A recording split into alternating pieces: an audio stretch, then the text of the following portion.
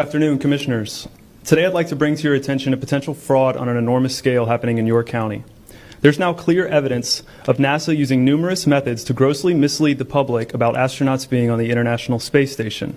During interior ISS scenes from NASA's own live feed, the use of wires, harnesses, green screens, and virtual reality have been detected to achieve the appearance of a weightless environment. Examples of this include astronauts fading in and out of the screen, green screen glitches, grabbing objects that aren't really there, pulling on invisible wires, getting tangled in their harnesses, and even astronauts appearing out of thin air. This begs the obvious question.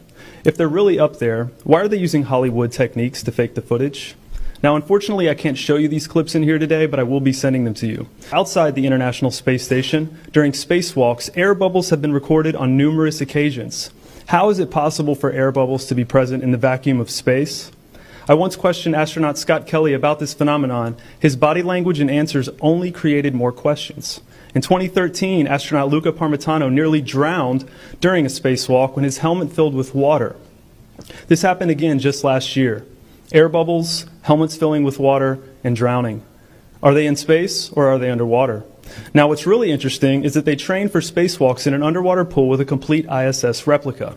Now, surely they aren't filming these spacewalks in an underwater pool and then editing them to appear if they're in space, because that sure would be something, wouldn't it? I'm calling on the Brevard County Commissioners to open a full investigation into NASA's fraudulent practices and use of taxpayer dollars.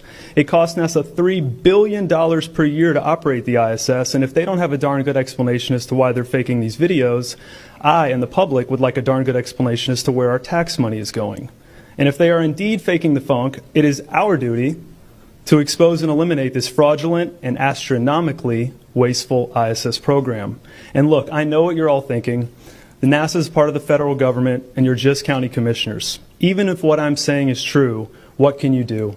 But let me remind you, not only is this happening in your county, as public officials, you have the platform and the ability to make a statement or hold a press conference, alerting the public, state, and federal authorities to investigate further.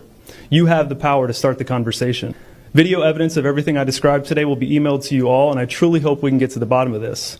I look forward to the day that $3 billion annual budget is put towards our veterans, our homeless, maybe some of that mental health stuff the young lady just spoke about, and the revitalization of Brevard County.